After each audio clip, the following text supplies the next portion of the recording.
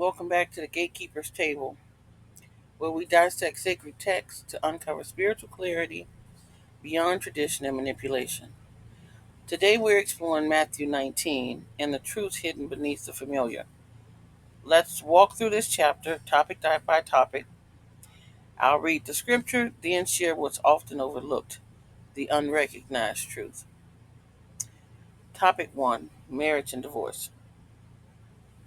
This comes from scriptures Matthew 19, 4 through 6 of the New King James Version. And he answered and said to them, Have you not read that he who made them at the beginning made them male and female, and said, For this reason a man shall leave his father and mother and be joined to his wife, and the two shall become one flesh? So then they are no longer two, but one flesh. Therefore, what God has joined together, let not man separate. The unrecognized truth. Marriage in its divine form is a contract. It's a covenant. Jesus isn't arguing about paperwork. He's pointing back to Genesis to reestablish design. When hearts are hardened, disconnection follows, but when love binds, separation carries spiritual consequences. God's joining creates more than unity, it reflects God's divine alignment. Now, what else I want to share about this set of scriptures is that Jesus points out when the Pharisees ask him, Well, is it okay for a man to give his wife a certificate of divorce decree? And Jesus said, Moses permitted y'all to divorce your wives because your hearts were so hardened. And I want to stay right there for a minute because I want you to recognize a truth in life today, whether you've noticed this pattern or not. When you've been in a relationship with someone and you've had sex with them, or even if you haven't been in a relationship and you have sex with, people, and things don't turn out well the way you expected to, if you had some kind of expectation, over time your heart hardens. You start distrusting or you start treating people based on, the experiences that you've had before. And I want you to recognize that this is that hardening of hearts that happens. And there was an old saying years ago that said something to the effect of if a woman has sex with like 20 men before she finds a life partner, she's probably not going to get married. And that's because of all the damage and the emotional damage that comes from being in these unfulfilling relationships that's not committed, and it turns out devastating, and it starts to harden your heart because of all the pain that you felt and all the different things like that. So understand the design of marriage and sex inside marriage was for that purpose, to protect you from all of the heartache and the connections and the feelings of old things that come upon you when you're in a relationship with someone else. Just say you're in a relationship with a new guy and he throws his hands up. But the last guy you was with, the last time he threw his hands up, he slapped you. So you automatically have that trigger inside of you due to that old residue. And you carry those spiritual connections because sex is a spiritual connection. You carry those spiritual connections with you as you go further. And so, what he was saying, Jesus was saying, is that God's design wasn't for us to get divorced because we're now one flesh. We're now one person, and so, and one flesh only becomes one flesh once you join together in that sexual act. And they were saying that the only way that you can divorce a wife was due to sexual immorality. And so Jesus was telling them, yeah, Moses permitted y'all to do it because your heart was so hardened. And what I want to encourage you is to be careful, of the number of relationships and the number of people that you allow to enter your temple, which is your body, simply because you don't want that other residue left on you, and the heartbreak and all the different things that go with it. So be careful. So that's one unrecognized truth in Matthew 19. Let's talk about Another topic that comes up a lot, especially for girls in the church who are waiting on the Lord, celibacy and calling. So Matthew 19:11 through 12 says, "But he said to them, all cannot accept this saying, but only those to whom it has been given. For there are Enosh who were born thus from their mother's womb, and there are Enoshes who were made Enoshes by men, and there are Enoshes who have made themselves Enoshes for the kingdom of heaven's sake. He who is able to accept him, let him accept him. Accept it." Unrecognized truth. Jesus introduced a radical truth here.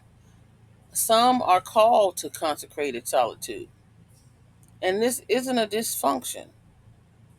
It very well may be by design. So when people are telling you, "Oh, when you gonna have a man, or when you gonna get married, or why are you doing?" Oh, girl, you ain't had sex in this amount of years.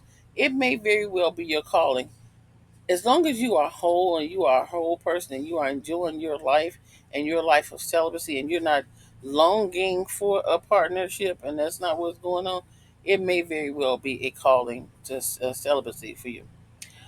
And celibacy is by choice or circumstance. Either way, it can be honored. The spiritual purposes doesn't always require partnership. Heaven recognizes those who walk alone, intentionally, sacrificially, and with sacred clarity.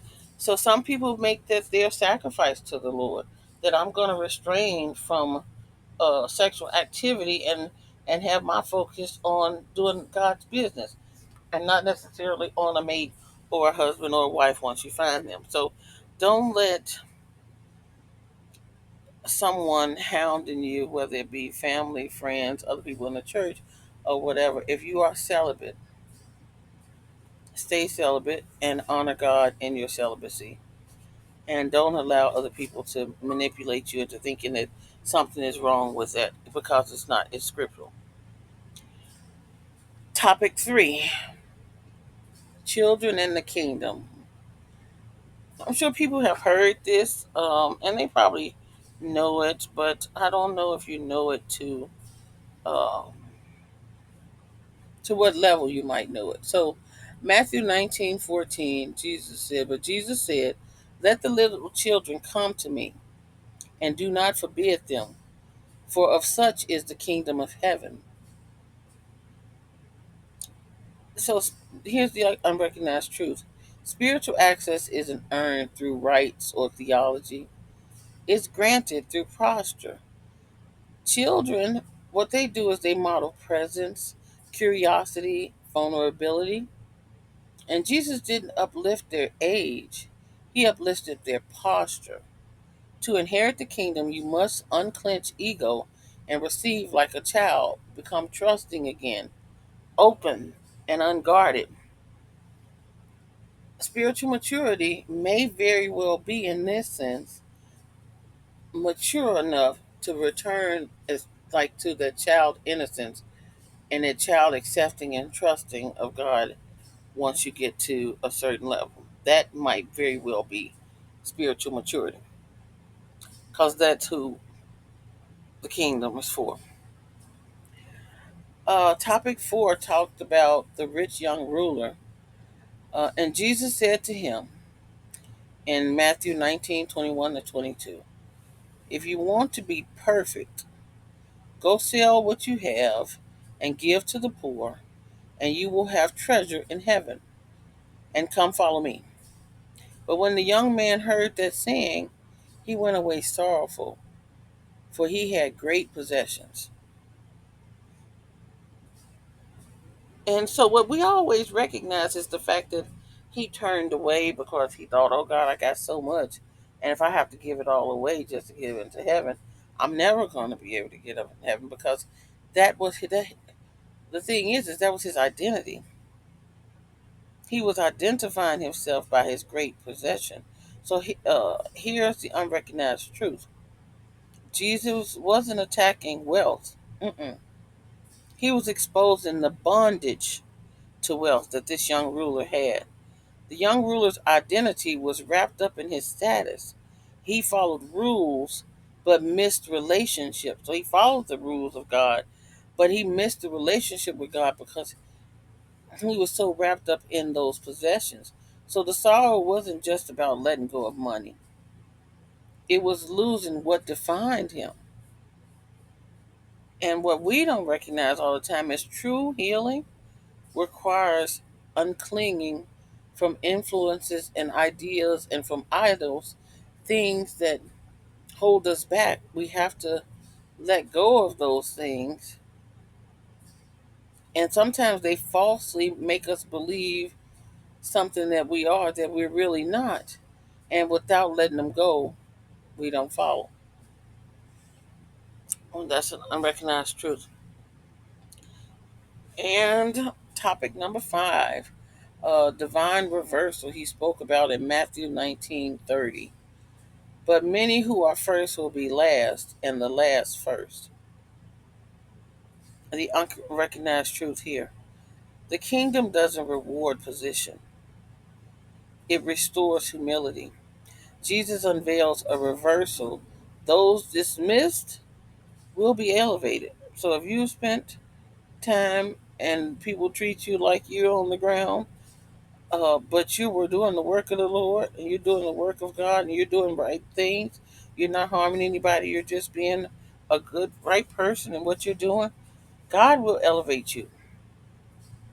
Those who were ignored will be remembered, and those who were worshipped, they may be dethroned. Divine justice isn't delayed, it's disruptive. This is God's way of correcting empire. So let's not get caught up in status and wealth and trying to be the first all the time and ego, because that will be reversed. So, what's the takeaway? Truth doesn't always shout, it whispers beneath assumption. Matthew 19 isn't just about divorce or wealth, it's about posture, calling, and spiritual honesty. The gatekeepers aren't here to reinforce doctrine, we're here to clarify purpose. So, stay tuned, stay discerning, and stay free. Because truth reveals, clarity heals, and grace rewrites the story. May God bless you and God keep you. Until next time, be blessed.